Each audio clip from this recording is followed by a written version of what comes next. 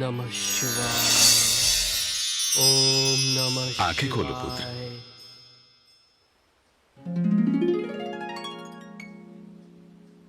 प्रणाम प्रभु। कल्याण हो।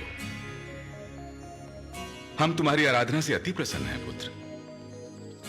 कहो, क्या वर मांगना चाहते हो? प्रभु, प्रथम इच्छा थी कि आपके दर्शन हो, वो अब पूर्ण हुई। और दूसरी? मैं ऐसी शक्ति चाहता हूँ प्रभु जिससे मैं दुर्बल और निसहाय लोगों की रक्षा कर सकूं।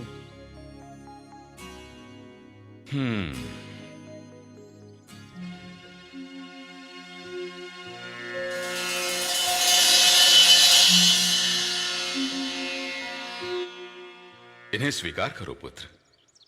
ये बाण बहुत अचूक बाण है।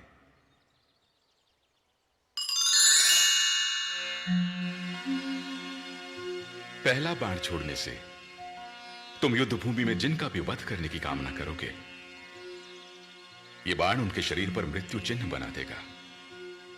दूसरे बाण के चलने से जिन जिन के शरीरों पर मृत्यु चिन्ह बने हैं, ये उनका वध कर देगा। तथा तीसरा बाण समस्त सृष्टि का विनाश कर देगा। किंतु ध्यान रहे पुत्र, इन बाणों का कभी दुरुपयोग मत करना। स्मरण रहे, तुम सदैव दुर्बल का साथ दोगे, हारे का सहारा बनोगे। जो आज्ञा प्रभु।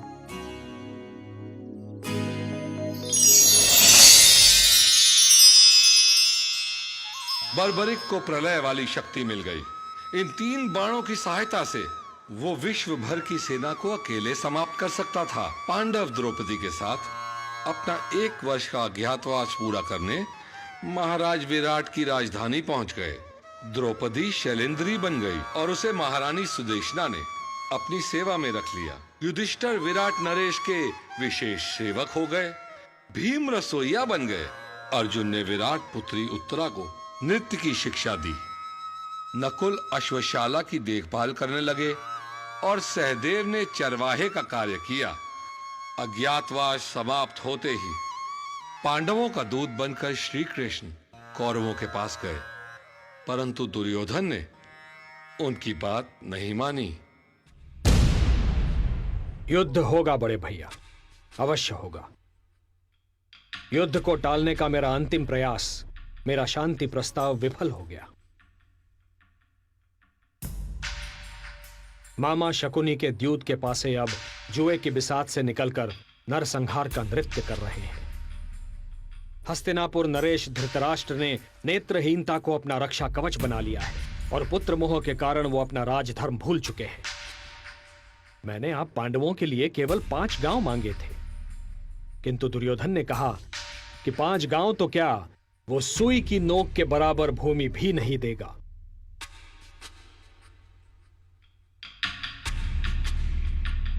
हे केशव, सत्ता और शक्ति के मद में चूर।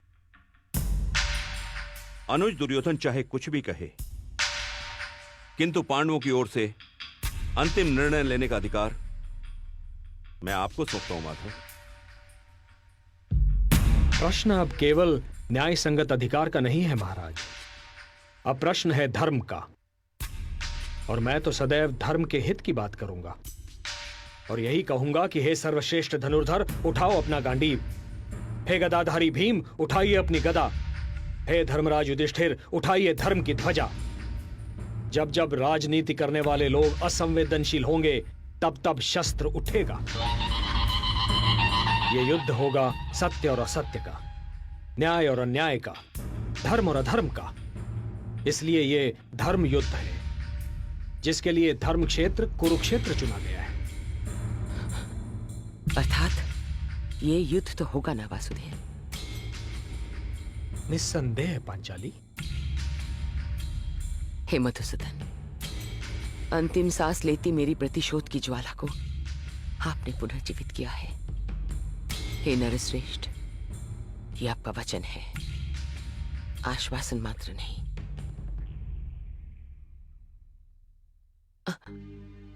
नारी के सम्मान को तार तार होते देखा है आपने। हे दीनानाथ, आपने मेरी लाज ढकी।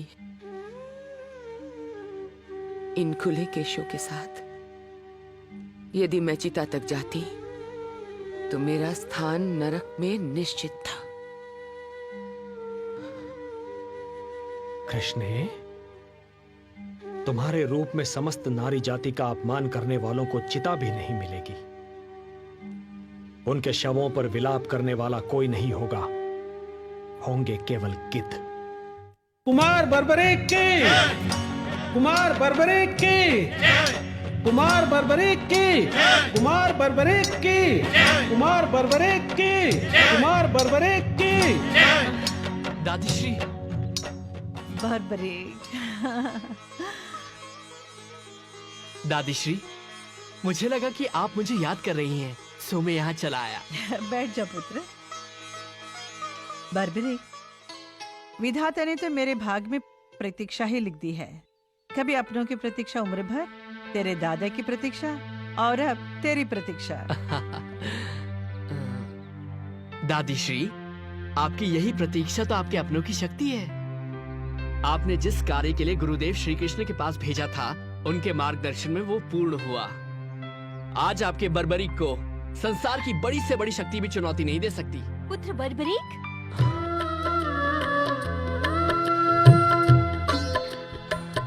प्रणाम माते। आयुष्मान भव पुत्र। क्या तुम्हें मेरी सुध कभी नहीं आई? मैं दिन रात तुम्हारी ही चिंता में थी। आप मेरी जननी हैं। ऐसा हो सकता है कि मैं अपनी जननी को भूल जाऊं? आप, दादी तथा पिताश्री सब मेरे हृदय में बसे हुए हैं। पुत्र, जिस कार्य हेतु वासुदेव ने तुम्हें गुप्त क्षेत्र भेजा था, वो पूर्ण हुआ? हाँ माते, गुरुदेव के आशीर्वाद से देवी ने प्रकट होकर मुझे सिद्धियां प्रदान की। धन्य है माता।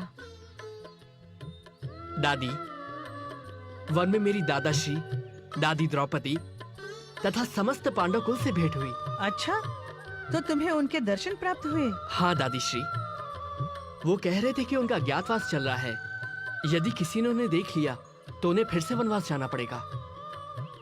हाँ पुत्र, अज्ञातवास के पश्चात भी कौरवों ने पांडवों को नहीं स्वीकारा। मैं समझा नहीं दादीश्री। राजपाट की लड़ाई में पांडव कौरव में लड़ाई छिड़ गई है। छल बल कौरव का धर्म है, पांडव का सत्य अहिंसा कर्म है। कृष्ण शांतिदूत बनकर मध्यता करने गए, किंतु दुर्योधन ने उनकी एक न सुनी। ये तो अन्याय है। युद्ध की तैयारी हो चुकी है। इधर केवल 5 पांडव, तेरे पिता और श्री कृष्ण हैं। निश्चित रूप से विजय कौरवों की होगी, क्योंकि उनके पास तो अपार सेना है। मेरे होते ऐसा कदापि नहीं हो सकता। यदि कौरव सारे विश्व से एक विशाल सेना भी इकट्ठी कर ले, उनके पास मेरे इन बाणों का सामना करने का साहस नहीं है। पुत्र, तू अभी एक बालक है। इतने बड़े योद्धाओं के समक्ष तू अकेला क्या कर सकेगा? माते, भगवान शिव से मुझे शक्तियां प्राप्त हुई हैं। वरदान के स्वरूप मेरे पास 3 अमोघ बाण हैं, जो किसी भी शत्रु को एक पल में समाप्त कर सकते हैं। मुझे युद्ध क्षेत्र में जाने की आज्ञा दीजिए माताश्री। किंतु पुत्र, माते, मैं केवल वहां जाकर युद्ध देखूंगा। मैंने देवी सिद्धंबिका तथा भगवान शिव को वचन दिया है कि जो पक्ष कमजोर सिद्ध होगा, मैं केवल उसी की सहायता करूंगा। मेरे ये बाण केवल हारने वाले पक्ष के लिए चलेंगे। पुत्र। मौरवी, इसे मत रोको। आज पांडव कुल को इसकी आवश्यकता है। जाओ पुत्र, युद्ध जीत कर आओ और इतिहास बनाओ। सदा हारे का सहारा बनो। दीन दुखी और निर्धन ने है जब जब इसको पुकारा। श्याम जी आ गए हैं, श्याम जी आ गए हैं।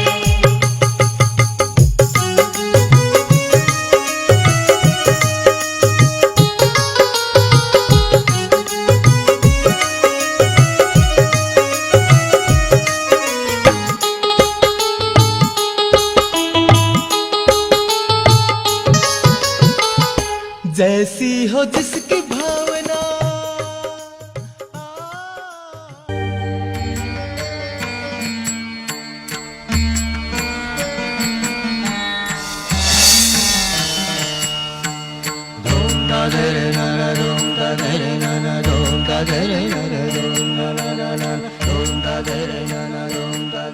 युवक, पता नहीं तुम मित्र हो या शत्रु, किंतु वीरता तुम्हारे अंग अंग से झलकती दिखाई पड़ती है। तुम यहाँ किस पक्ष को अपना समर्थन देने आए हो? मैंने कोई निर्णय नहीं लिया है। इस समय तो मैं युद्ध को निकट से देखने की अनुमति लेने आया हूँ। वो तो तुम्हें सरलता से प्राप्त हो जाएगी युवक। ये धर्म युद्ध है। कोई भी योद्धा बिना दबाव के किसी भी पक्ष को अपना समर्थन दे सकता है। विचार करने की बात तो मात्र ये है कि कौन सा पक्ष धर्म, कौन सा अधर्म की ओर है। सुना है इस युद्ध में इतने महारथी इकट्ठा हो रहे हैं जो पहले कभी नहीं हुए। सत्य है युवक, केवल ये बताओ कि तुम अपना समर्थन किस पक्ष को दोगे? मैं तो सदैव निर्बल के पक्ष में हूँ। मैं पराजित का मित्र हूँ। ये दैव्य गुण है, मानवीय नहीं। तुम्हारी सेना कहाँ है युवक? मैं स्वयं एक सेना हूँ। मैं अकेला ही युद्ध करके किसी भी सेना को परास्त कर सकता हूँ। तुम्हारा व्यक्तित्व विचित्र है युवक। सत्य तो प्रदर्शन के पश्चात ही सिद्ध होता है। मैं द्रुपद पुत्र धृष्टद्युम्न, पांडव सेना का प्रधान सेनापति, तुम्हें अपने क्षेत्र से युद्ध देखने का निमंत्रण देता हूँ। धन्यवाद। मुझे पांडव पक्ष से यही अपेक्षा थी।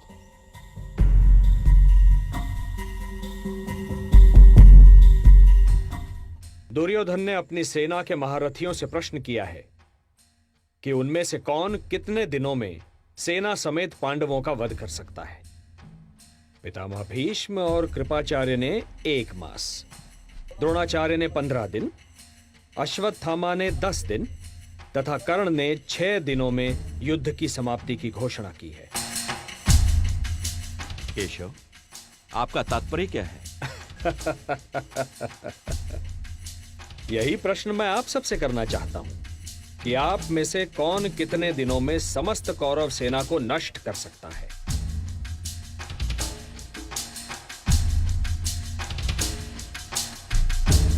वासुदेव, पितामह भीष्म और अन्य महारथियों का युद्ध से पहले ही विजय की घोषणा करना मेरा आधार है। और हमारे शिविर में ऐसे ऐसे योद्धा हैं जिन्होंने कभी पराजय का स्वाद नहीं चखा, और यदि चाहें तो अकेले ही सारे कुरु सेना का नाश कर सकते हैं। और हे वासुदेव, जहां स्वयं आप हैं वहां पराजय का तो प्रश्न ही नहीं उठता है। और फिर भी अगर चित्त की शांति के लिए आप जानना चाहते हैं तो सुनिए वासुदेव, महादेव की सौगंध, जब मेरे बाणों की वर्षा होगी तो अग्नि बरसेगी, और वो अग्नि कुरुसेना और सेनापतियों को यूं जलाकर भस्म कर देगी जैसे ग्रीष्म ऋतु सूखी हुई घास को जलाकर राख कर देती है। महाराज, एक विचित्र युवक आया है।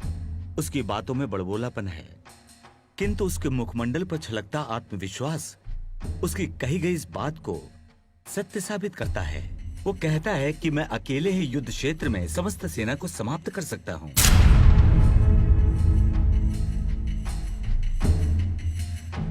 ये तो किसी पागल का प्रलाप लगता है।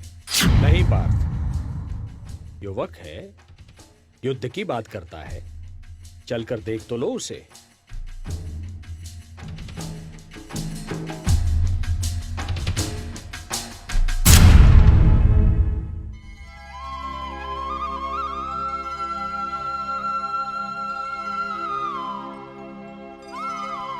युवक,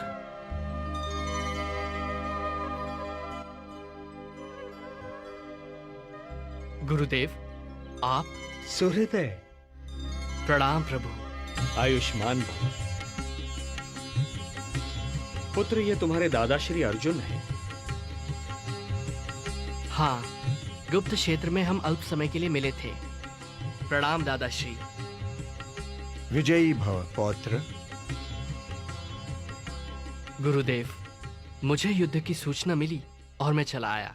हाँ वत्स, युद्ध की घोषणा हो चुकी है। अब हमें अपने पक्ष की शक्ति का विस्तार करना होगा। गुरुदेव, अब आपको चिंता करने की क्या आवश्यकता है? आपका शिष्य सिद्ध क्षेत्र से सिद्धियां प्राप्त करके लौटा है। मैं अकेला ही समस्त कौरव सेना को समाप्त कर सकता हूं।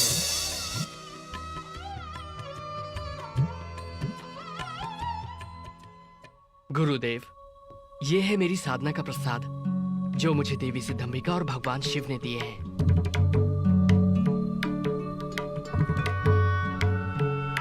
इन बाणों की विशेषता क्या है पुत्र? पहला बाण जब चलेगा तो जिन लोगों के वध की मैं कामना करूंगा ये उन पर मृत्यु चिन्ह बना देगा। पौत्र, ये कुछ अतिशयोक्ति नहीं लगती? नहीं दादाश्री, जब ये दूसरा बाण चलेगा तो जिन जिन के शरीर पर मृत्यु चिन्ह का निशान है ये उनका वध कर देगा। तुमने इन बाणों की कभी परीक्षा की है? अब युद्ध होने ही वाला है, परीक्षा भी हो जाएगी। मान लो कि ये वृक्ष कुरुक्षेत्र है और इसके ये सारे पत्ते शत्रु सेना। इन पर अपने बाणों का प्रयोग करके दिखाओ। जो आ गया गुरुदेव।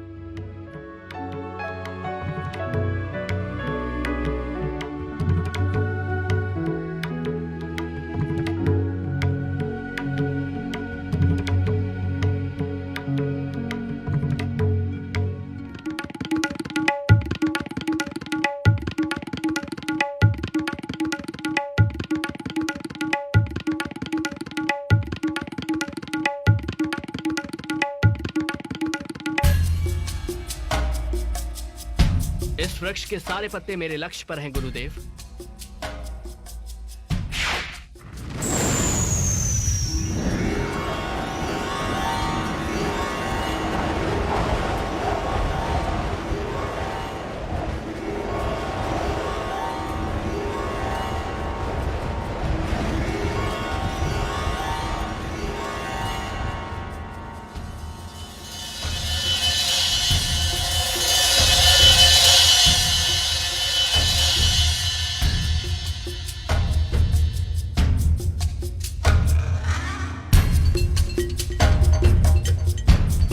गुरुदेव, पहले बाण ने अपना कार्य पूरा कर दिया। पुत्र, तुम्हें विश्वास है कि सारे पत्तों पर चिन्ह लग गए हैं? हाँ गुरुदेव।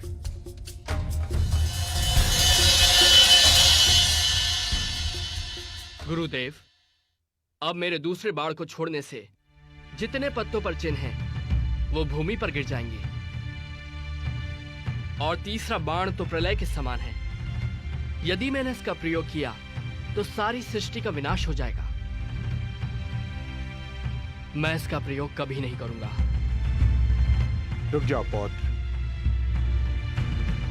अब मुझे पूर्ण विश्वास है कि इस महायुद्ध में हम पांडव दुर्बल नहीं हो सकते। दुर्बल तो अब कौरव लगते हैं। ऐसा मत कहिए दादाश्री, अन्यथा अनर्थ हो जाएगा। क्या अनर्थ होगा पुत्र?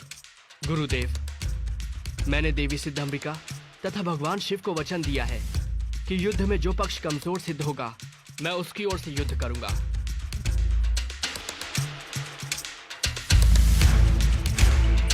तो इसका अर्थ यह हुआ पौत्र कि बीच युद्ध में भी आप हमारे शत्रु का पक्ष ले सकते हो? हाँ दादाश्री, यदि युद्ध में कौरव पक्ष कमजोर सिद्ध हुआ तो देवी को दिए वचन के अनुसार मुझे उनकी ओर से ही युद्ध करना पड़ेगा। चलो पौत्र, विश्राम कर लो। क्षमा करें गुरुदेव, मैंने निर्णय लिया है कि युद्ध क्षेत्र से बाहर रहकर ही युद्ध देखूंगा।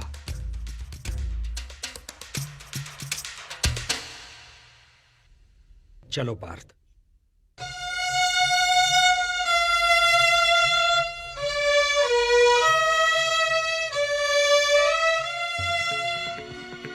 हे केशव, हे जनार्दन, इस युद्ध में तो हमारी विजय निश्चित है।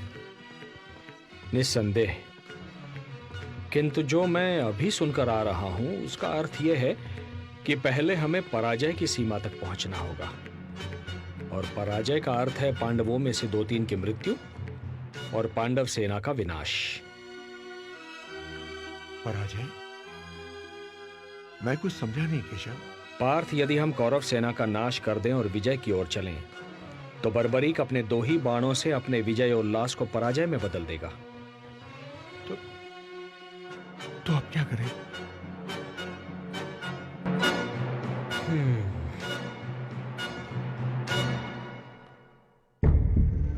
तुम ही बताओ मित्र, क्या सचमुच बर्बरी के बाण चमत्कारी होंगे? अवश्य मित्र, यदि वो वाण महादेव ने स्वयं बर्बरीक को दिए हैं तो निश्चित ही वो चमत्कारी होंगे।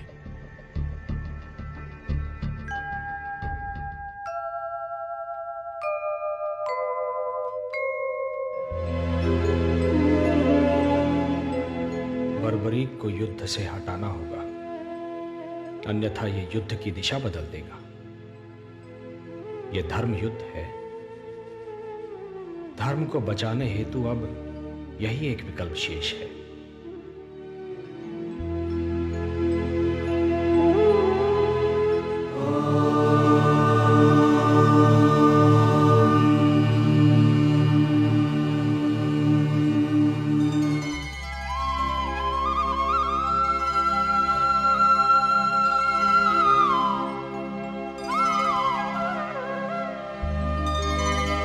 सूर्योदय। प्रणाम गुरुदेव। प्रणाम दादाश्री। आयुष्मान भव।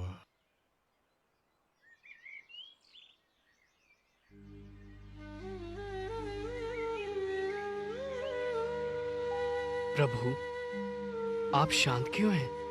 क्या चिंता है आपको? पुत्र कल से युद्ध शुरू हो जाएगा। देखें, निर्णय की ओर जाता है। मेरे होते आपको चिंता करने की कोई आवश्यकता नहीं है।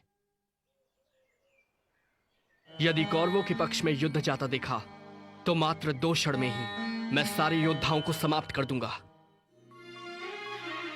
मैं तुम्हारी शक्ति से परिचित हूं पुत्र, और यह भी जानता हूं कि तुम्हारी हम में अनन्य भक्ति है। किंतु क्या प्रभु? पुत्र, आज शुक्ल फाल्गुन द्वादशी है। आज की महिमा दुगनी हो जाती है। किंतु मुझे बताइए प्रभु, मैं आपके दिए हर आदेश का पालन करूंगा। वत्स सूर्योदय, युद्ध से पूर्व चंडी एक बलि चाहती है, और बलि उसी की चढ़ाई जाएगी जो अतुलित बलशाली होगा। इसमें चिंता किस बात की है प्रभु? चिंता इस बात की है वत्स कि इस पृथ्वी पर 3 ही ऐसे वीर हैं जिनकी बलि स्वीकार होगी। मैं, तुम या अर्जुन। नारायण नारायण। केशव,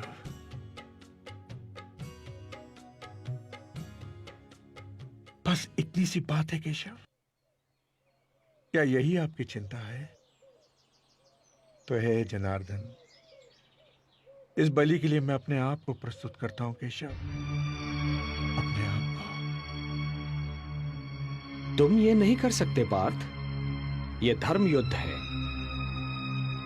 यदि एक भी पांडव कम हो जाएगा तो ये युद्ध धर्म युद्ध नहीं कहलाएगा।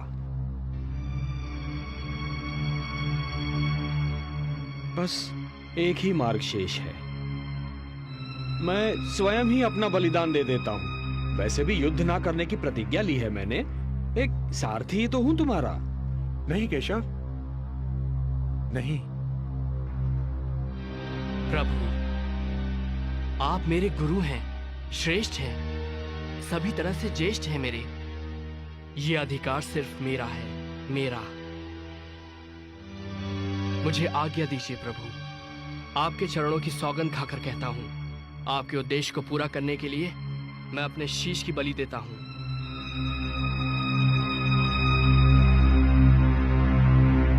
प्रभु, ये कार्य करने से मेरे वंश की कीर्ति बढ़ेगी। ये सौभाग्य मैं अपने हाथों से नहीं जाने दूंगा प्रभु।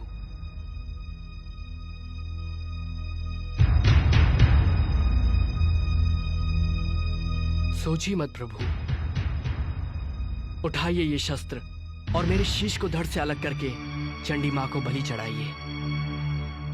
मैं ऐसा नहीं कर सकता। यदि मैंने ऐसा किया तो यह बलिदान नहीं होगा, हत्या होगी।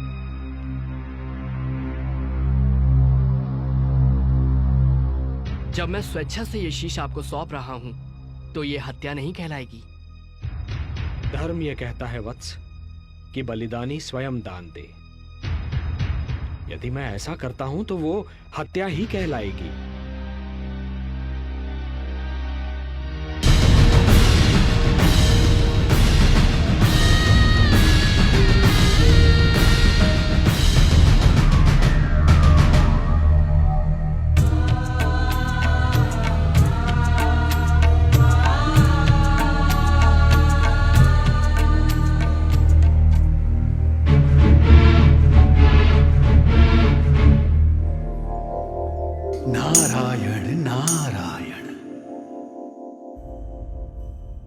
पुत्र घटोत्कच, अब युद्ध का कोई विकल्प नहीं।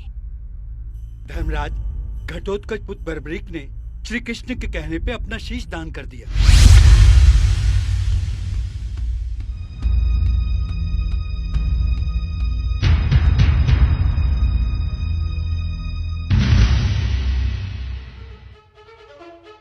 उन वाणों की सत्यता की परीक्षा तो स्वयं वासुदेव ने ली है। इसमें तनिक भी संदेह नहीं कि वे बाण क्षण में पूरे युद्ध को समाप्त कर सकते हैं। अर्थात इसका तात्पर्य ये हुआ और हम बिना युद्ध किए ही हार जाएंगे। अरे भांजे, तुम सदैव विपरीत ही क्यों सोचते हो? क्यों मामाश्री, दुशासन सत्य ही तो कह रहा है। अरे भांजे, अभी अभी ज्ञात हुआ है कि भीम के पौत्र बर्बरीक ने कृष्ण के कहने पर अपना शीश दान कर दिया है।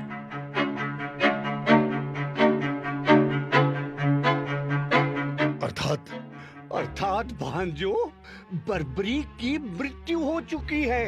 अब उसके युद्ध करने का प्रश्न ही उत्पन्न नहीं होता। भीम और पांडव सारे शोकाकुल हैं।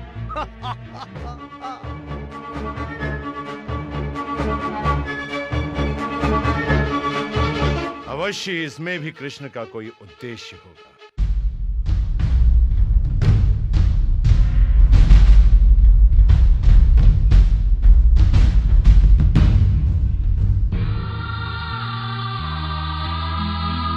पुत्र बर्बरीक,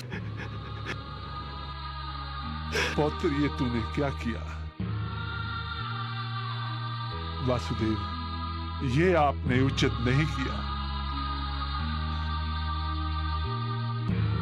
अब मैं हिडिंबा और मौरवी को क्या उत्तर दूंगा?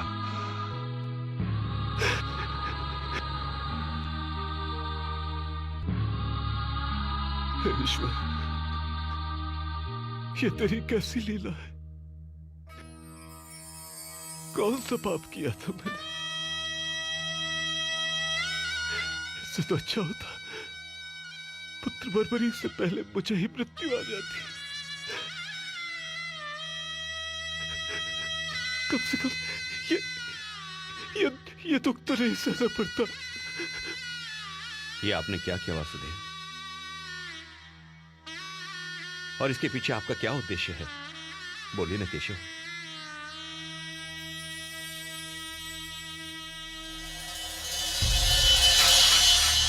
वत्स, भगवान श्री कृष्ण ने महाबली बर्बरीक से ये शीशदान किस कारण मांगा, मैं बताती हूं।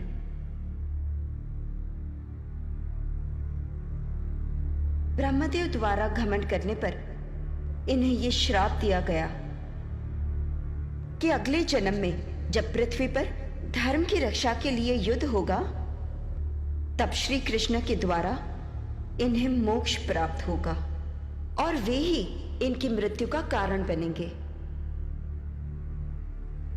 इसलिए इसमें श्री कृष्ण का कोई दोष नहीं। आपको श्री कृष्ण पर कोई दोष नहीं लगाना चाहिए।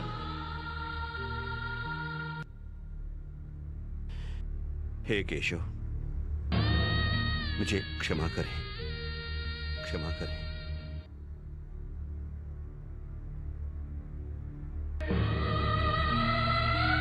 हे देवी, ये एक भक्त का शीश है। इसे अमृत से सींचो और अजरामर बना दो।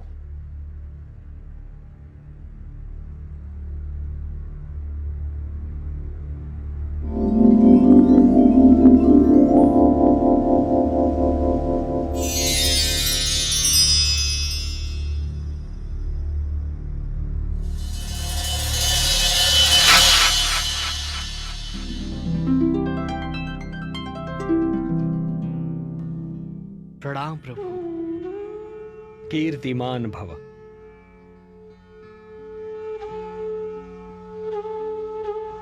पुत्र बर्बरीक, तुम्हारे त्याग, साधना और तुम्हारे इस महान शीशदान ने तुम्हें नर से नरश्रेष्ठ बना दिया है। तुम जैसा महात्मा केवल सृष्टि के कल्याण के लिए आता है। आज मैं तुम्हें अपना वो नाम देता हूं जो माता यशोदा ने स्वयं मुझे दिया था, श्याम।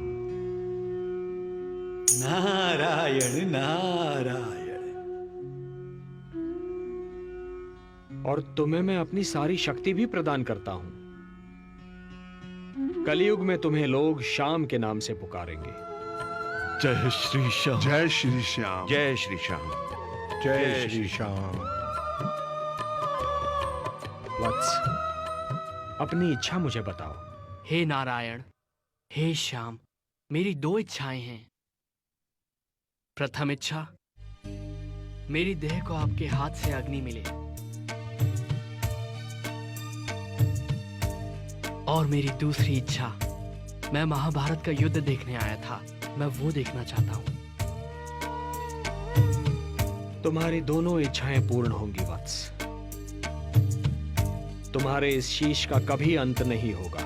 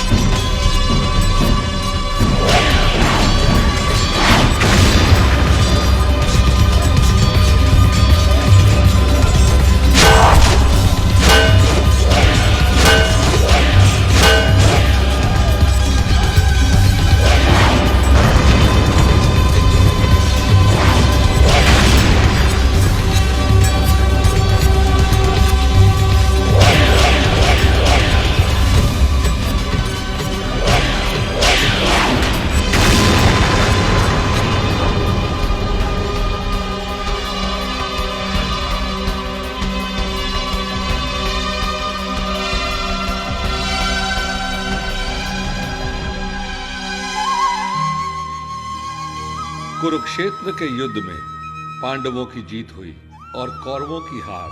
चारों ओर से पांडवों की जय जयकार सुनाई दे रही थी। पांचों पांडव इस युद्ध का श्रेय स्वयं ही ले रहे थे। मैंने धर्म की मर्यादा का पालन करते हुए युद्ध का संचालन किया और इसीलिए हमें विजयश्री का प्रसाद मिला। बड़े भैया, इस युद्ध के सबसे बड़े खलनायक दुर्योधन का वध यदि मैं न करता तो ये युद्ध कभी जीता नहीं जा सकता था। मजले भैया, यदि पितामह भीष्म बाणों की शैया पर नहीं लेटे होते तो विजय हमसे कोसों दूर होती।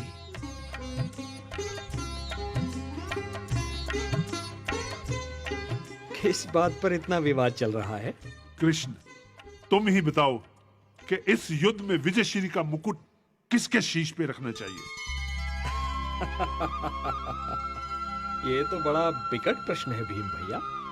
इसका उत्तर मैं कैसे दे सकता हूं? मैं तो केवल पार्थ का सारथी था।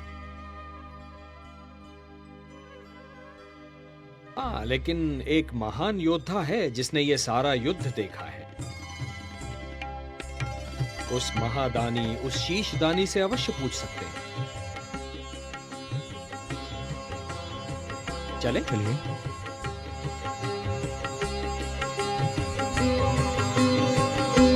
नारायण नारायण।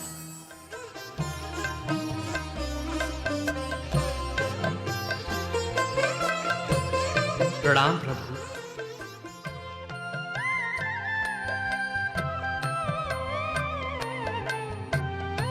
हे शीशदानी, तुमने महाभारत युद्ध देखा? हाँ नारायण, संपूर्ण देखा।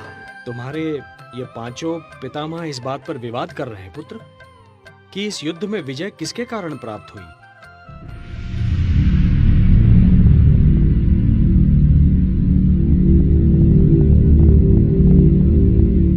सोच समझकर उत्तर देना पौत्र।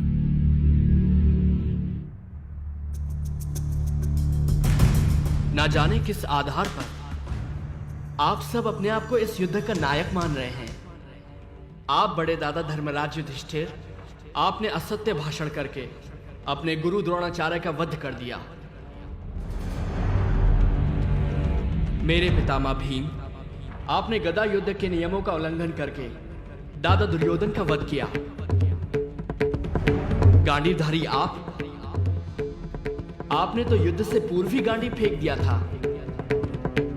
पितामह भीष्म को आपने शिखंडी का आश्रय लेकर बाणों की शैया पर सुलाया।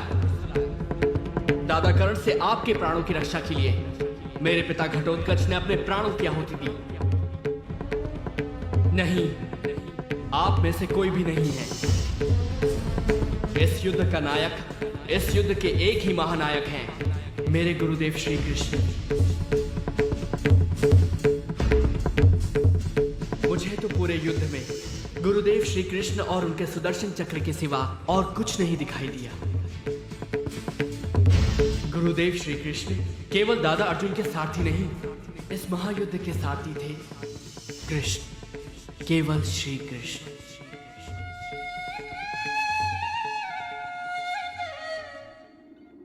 हे वासुदेव, हे केशव, हमें क्षमा कीजिए। अहंकार विवेक का शत्रु होता है। हे केशव, युद्ध में यदि आप हमारे साथ ना होते तो कदापि हमें विजय प्राप्त ना होती। हे शीशदानी, इस युद्ध ने अन्यायी कौरवों को दंड दिया, पांडवों को हस्तिनापुर का राज्य दिया, मानवता को शांति दी, किंतु इस युद्ध ने तुम्हें क्या दिया पुत्र? हे नारायण, ये आप भली भांति जानते हैं, मुझे अपने कर्म का कोई पुरस्कार नहीं चाहिए। हे निष्काम कर्मयोगी, तुम्हारे कर्म का पुरस्कार तो मैं तुम्हें दूंगा। कलयुग में तुम मेरे ही नाम से जाने जाओगे और मेरी सारी शक्तियां तुम में निहित होंगी।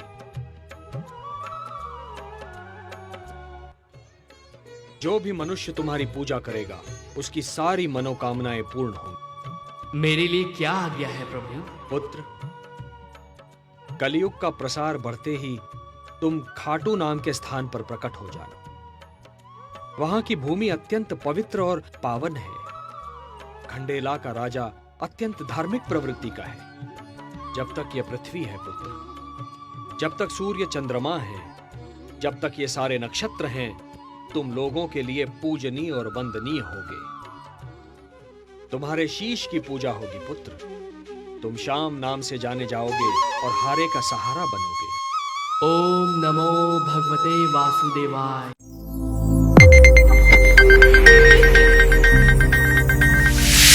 You are watching Sonodec Video.